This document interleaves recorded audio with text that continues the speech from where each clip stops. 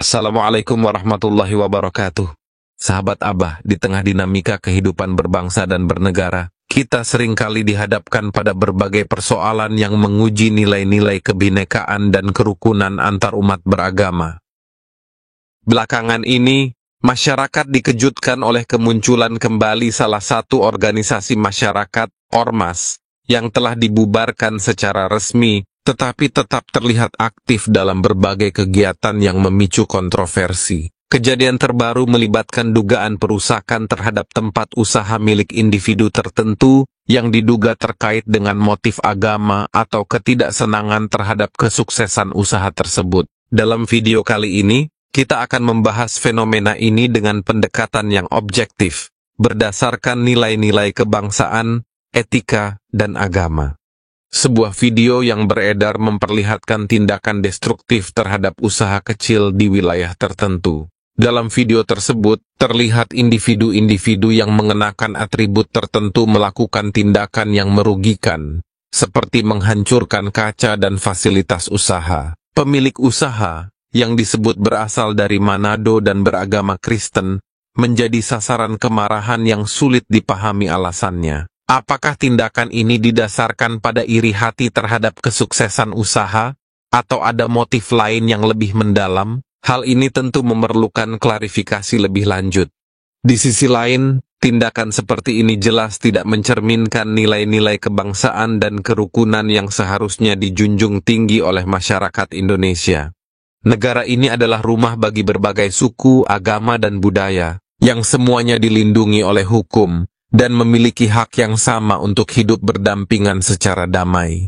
Tindakan perusakan terhadap properti orang lain adalah bentuk vandalisme yang melanggar hukum.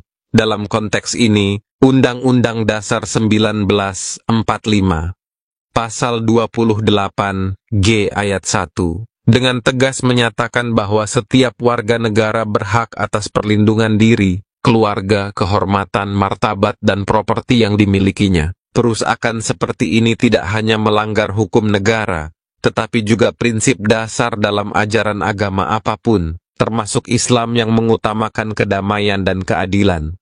Lebih jauh lagi, hukum pidana Indonesia melalui pasal 406 KUHP mengatur bahwa siapapun yang dengan sengaja menghancurkan atau merusak barang milik orang lain dapat dikenakan pidana. Hal ini menunjukkan bahwa tindakan yang merugikan pihak lain, baik secara fisik maupun material, memiliki konsekuensi hukum yang tegas. Dalam setiap ajaran agama, termasuk Islam dan Kristen, terdapat prinsip yang sama dalam menghormati hak orang lain. Sebagai contoh, dalam Al-Quran Surat Al-Maidah ayat 2 Allah berfirman, "Dan tolong menolonglah kamu dalam mengerjakan kebajikan dan takwa, dan jangan tolong menolong dalam berbuat dosa dan pelanggaran."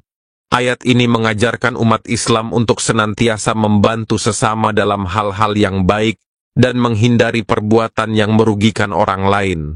Baik Islam, Kristen maupun agama lain mengajarkan nilai kasih, keadilan, dan menghormati sesama. Oleh karena itu, tindakan yang merusak properti orang lain jelas bertentangan dengan prinsip-prinsip ini. Jika ditelaah lebih dalam, tindakan seperti ini seringkali dipicu oleh konflik identitas atau ketimpangan sosial yang tidak diselesaikan dengan bijak. Dalam masyarakat yang majemuk seperti Indonesia, keragaman seharusnya menjadi kekuatan, bukan alasan untuk saling menjatuhkan.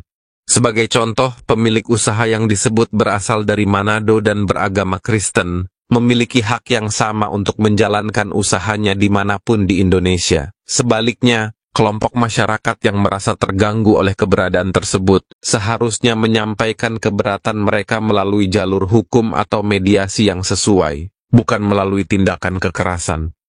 Fenomena ini juga mencerminkan pentingnya pendidikan karakter dalam masyarakat. Dalam video yang beredar, terlihat adanya penggunaan bahasa kasar dan tindakan agresif yang tidak mencerminkan budaya Timur yang dikenal santun dan penuh hormat. Hal ini menimbulkan pertanyaan, apakah masyarakat kita sudah kehilangan nilai-nilai dasar yang menjadi ciri khas bangsa ini? Pendidikan karakter, baik melalui keluarga, sekolah, maupun lingkungan sosial, memiliki peran penting dalam membentuk generasi yang lebih bijak dan toleran. Nilai-nilai seperti saling menghormati, tenggang rasa, dan keadilan harus diajarkan sejak dini agar dapat mengakar kuat dalam kehidupan bermasyarakat. Dari fenomena ini pemerintah dan aparat penegak hukum harus mengambil tindakan tegas terhadap pihak-pihak yang melakukan pelanggaran hukum, termasuk tindakan vandalisme. Hal ini penting untuk memberikan efek jera dan menjaga stabilitas sosial. Untuk mencegah konflik serupa di masa depan, dialog yang melibatkan tokoh agama, masyarakat, dan pemerintah harus digalakan. Dengan cara ini, kesalahpahaman dapat diminimalisir dan kerukunan dapat terjaga.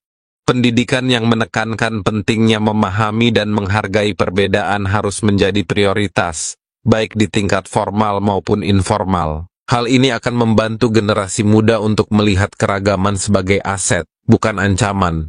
Pemerintah perlu memastikan bahwa ormas-ormas yang ada di Indonesia beroperasi sesuai dengan aturan yang berlaku. Ormas yang melanggar hukum atau melakukan tindakan yang merugikan masyarakat harus ditindak secara tegas. Tokoh agama dan masyarakat memiliki peran penting dalam memberikan teladan yang baik. Mereka harus menjadi pilar yang menyuarakan perdamaian, keadilan, dan kebijaksanaan dalam menyelesaikan konflik. Peristiwa yang melibatkan tindakan vandalisme oleh kelompok tertentu bukan hanya merugikan individu yang menjadi korban, tetapi juga mencederai nilai-nilai dasar bangsa Indonesia. Dalam menghadapi isu seperti ini, kita semua memiliki tanggung jawab untuk mendukung penegakan hukum, memperkuat kerukunan, dan memupuk nilai-nilai kasih serta keadilan dalam kehidupan bermasyarakat.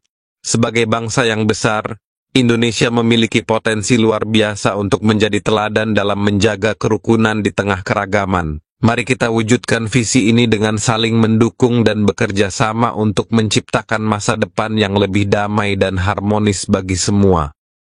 Jangan lupa untuk mendukung Abah Channel dengan menekan tombol like, subscribe, dan aktifkan lonceng notifikasinya. Sampai jumpa di video menarik berikutnya. Wassalamualaikum warahmatullahi wabarakatuh.